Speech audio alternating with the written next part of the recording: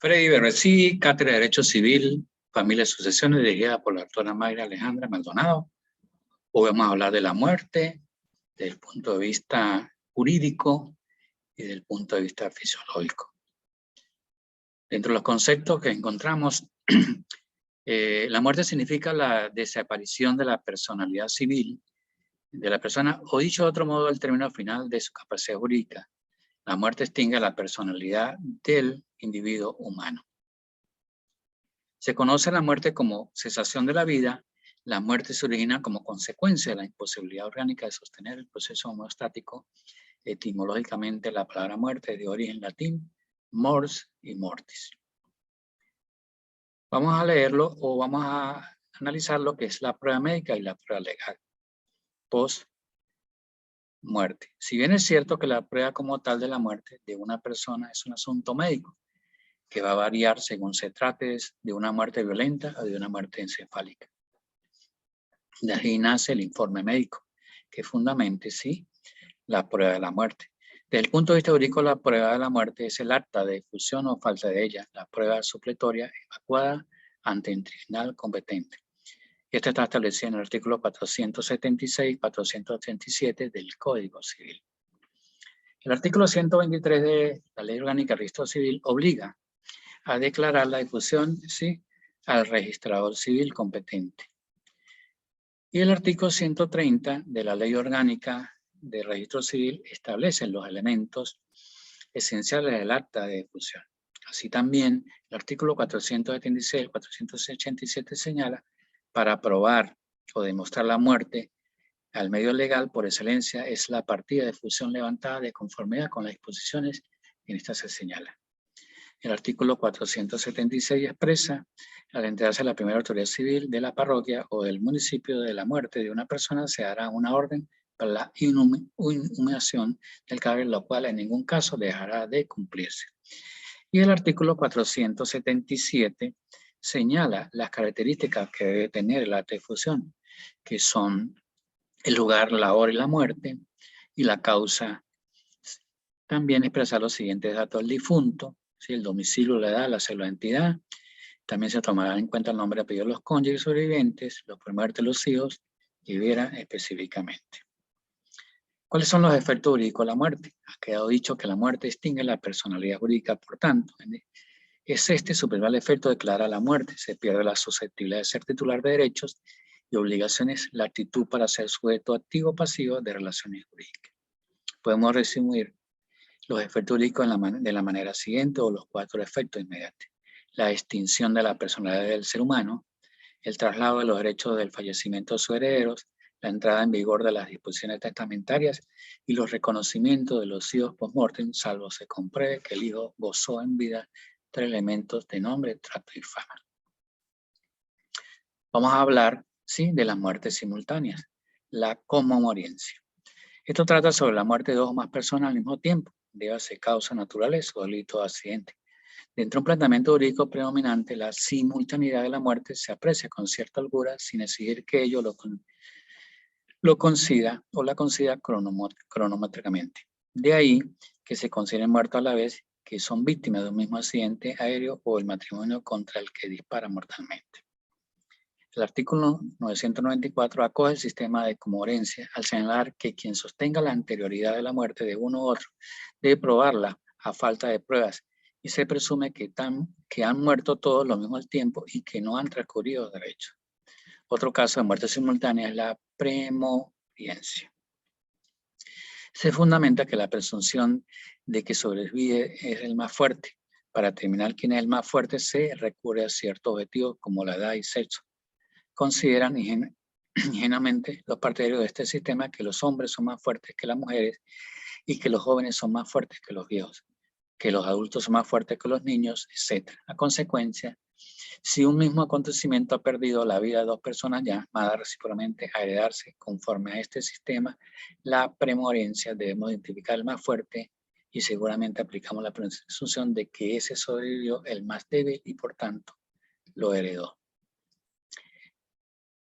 Ahora hablamos de la no presencia, generalidades y presupuesto. El ausente. El no presente es la persona que no se encuentra en el país en un momento dado sin que existan motivos para dudar su existencia. Una persona natural se encuentra en estas condiciones cuando está fuera del país, pero se sabe que vive en otra parte por las noticias que reciben de ella sus familiares o la autoridad judicial. En estas condiciones, en cuanto esa persona no ha preveído sobre sus bienes y demás derechos contra terceros, la ley no puede, en caso que se demande, dejar que esa querella se paralice por simple hecho de no presencia, pues están en juego la celeridad de la administración de justicia y el derecho. Así lo establece el artículo 417 del Código Civil. La ausencia. La ley se basa en lo más o menos prolongado de la ausencia de la persona para crear una serie de normas que reglamentan sus bienes y su persona. Así, cuando ella se desaparece de su domicilio o residencia y no se sabe noticias sobre su paradero, es presumido ausente según el artículo 418, a la vez nombrándosele un representante. En los casos especiales, en el artículo 419 establece, ¿sí?, el nombramiento. Si esa presunción se prolonga más de 3 años, la ley da por sentado que ya la ausencia es más concreta y establece la declaración de ausencia en su artículo 421. ¿Qué protege o qué intereses protege? La ley protege a ambas categorías de intereses, pero el grado en que protege a unos y otros depende de la mayor o menor probabilidad de que el ausente sobreviva o haya muerte.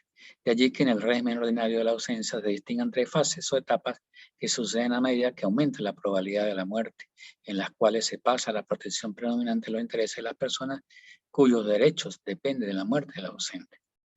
Por la misma razón, se establece un régimen especial de ausencia para aquellos casos en que desde el principio es más alta la posibilidad que el ausente haya muerto. La ausencia presunta. El artículo 418 del Código Civil venezolano, la ley presume ausente a la persona cuando esta concurre en las 2 circunstancias, según lo establecido en él, en donde se plantean 2 condiciones que son: que la persona que haya desaparecido de su último domicilio o residencia, que no se tenga noticias de la persona ni por ella misma ni por otra persona. ¿Cuál es el procedimiento a seguir? Indudablemente, el interesado, ¿sí?, en que se declara la presunción de ausencia, se dirige al juez de primera instancia en lo civil del último domicilio o residencia de la persona de que se trate. Envía al juez de instancia en lo civil el último domicilio de la persona que trate, el cual le manifiesta que hace más o menos 10 meses ha desaparecido de su domicilio no sabiendo dónde se encuentra, ajustando a la vez contestaciones de radiogramas y cartas dirigidas, ¿sí? Y por último, adjuntar también declaraciones testificales en un justificativo adjunto donde les conste que desde aquel tiempo no sabe el paradero de la persona que se busca. El juez, basado en estos hechos, decreta o decretará sin necesidad de juicio la presunción de ausencia. ¿Cuáles son los efectos de la presunción de ausencia? El artículo 419 del Código Civil establece que mientras la ausencia es solamente presunta, el juez del último domicilio, la última residencia del ausente, puede instancia a los interesados o a los agregados presuntos nombrar a quien represente el ausente en juicio y indudablemente le da la orientación o le dirige para que forme su inventario o sus cuentas. El artículo 420 del Código Civil venezolano plantea que en todo caso, desde que ocurra la presunción de ausencia, uno de los padres, el otro ejercerá la patria potestad, y si éste ha fallecido, estuviera en la imposibilidad de ejercerla, será la tutela. La cesación. La presunción de ausencia cesa y se da en 3 casos, los cuales se nombran a continuación. Cuando se pruebe que la persona que se presume ausente existe.